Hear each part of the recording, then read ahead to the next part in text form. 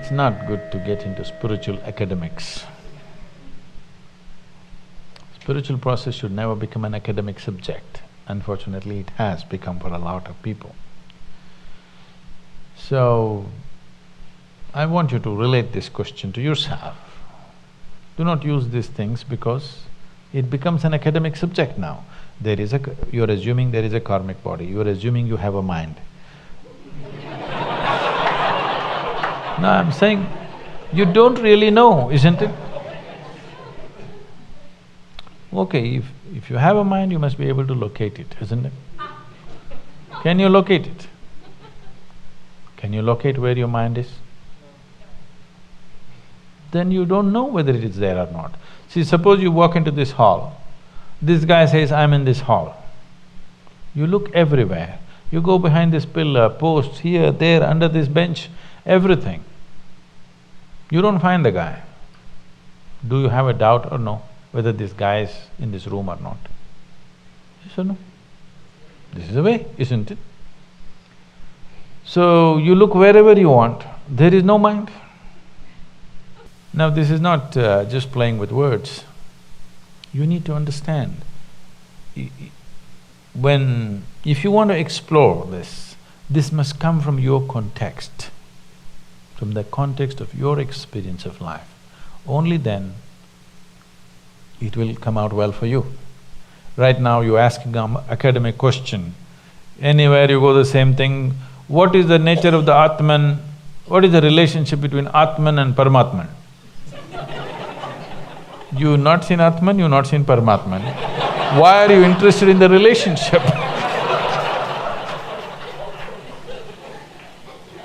Atman, Paramatman means, for those of you who do not know, this is a common terminology in India. This means the soul and God. What's the relationship? You've not seen both. How do you know they have a relationship? Maybe they're divorced.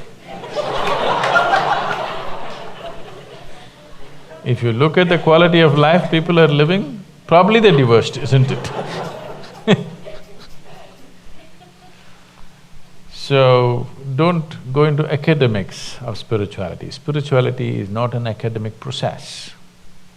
It has to be an experiential longing to know. So, what you're trying to ask is, what is the impact of my past on my present working of my mind? You tell me, can your mind function without memory? If I wipe out all your memory, would you have a thought? You have to build new memory, otherwise there will be no thought, isn't it? So that's a relationship. Without one, the other cannot exist.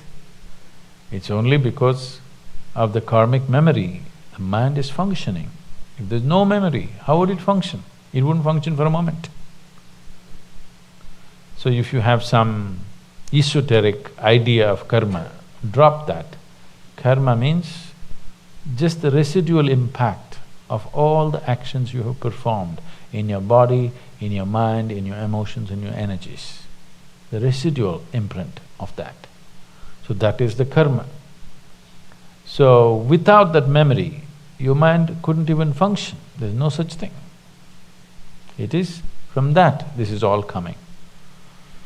Another way of looking at it is, there is no such thing as mind, there's just karma. There is a discriminatory buddhi, which is not mind. There is a discriminatory intellect. And there is karma, there is really no mind. There is a huge mass of memory. With a certain discretion, you can pick what you want.